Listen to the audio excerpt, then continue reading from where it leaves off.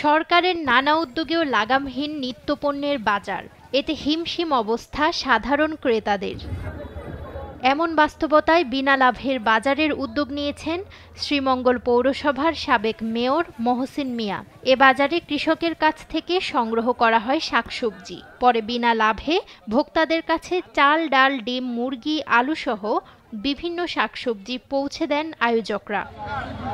চাল, ডাল সহ প্রতিটি পণ্য বাজারের দরের চেয়ে প্রতি কেজি 10 থেকে 12 টাকা কমে পাওয়া যায় এই বাজারে। মোটা চাল প্রতি কেজি 46 টাকা, ডাল 102 টাকা, লবণ 36, আলু 58, পেঁয়াজ 90, রসুন 200 এবং ডিম বিক্রি হচ্ছে 45 টাকায়। বেকারি পণ্য পাইকারি দামে পাচ্ছেন ক্রেতারা। এই যে লাউটা বাজার থেকে আনলে লাগলো 100 টাকা, 120 টাকা, এখান থেকে লইছি তোমার 80 টাকা, তাহলে আমার 20-30 টাকা আমার ফায়দা হইলো।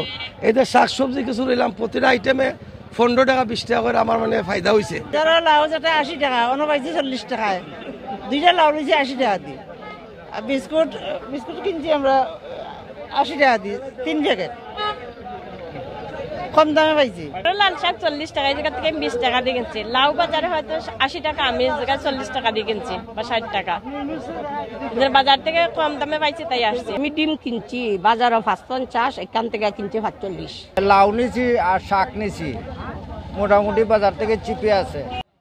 পণ্যের দামের ঊর্ধ্বগতির এ সময়ে জনদুর্ভোগ কিছুটা লাঘব করতে এমন উদ্যোগ বলে জানান আয়োজকরা। শাক বেচলাম লাল শাক 20 টাকা, চাল বেচলাম 45 টাকা, পেঁয়াজ বেচলাম আমরা 92 টাকা, তেল বেচলাম বড়ি 167 টাকা, এর ভিতরে আমরা বেচলাম 62 টাকা।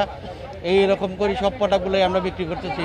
আমাদের যে কৃষি পণ্যটা সেটা আমাদের কোনো আড়ত থেকে আমরা কিনি না, সরাসরি আমরা কৃষকের কাছে যাই, কৃষকের কাছ থেকে এই পণ্যটা কিনে এনে আমরা ভোক্তাদের কাছে দিচ্ছি এবং স্বল্প মূল্যে এবং স্বল্প লাভে এই বাজারটা এখানে বিক্রি করা হচ্ছে।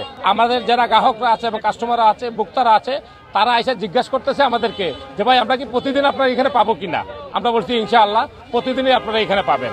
মধ্যস্বত্বভোগীর কাছে যেহেতু নাই, আমরা লাভ করতেছি না, এই জন্য ভোক্তারা কম দামে আমাদের কাছ থেকে কিনতে পারতেছে এবং যতদিন পর্যন্ত বাজার স্থিতিশীল না আসবে আমরা অতদিন পর্যন্ত মধুবাইয়ের নেতৃত্বে এই বিনা লাভের বাজার পরিচালনা করে যাব।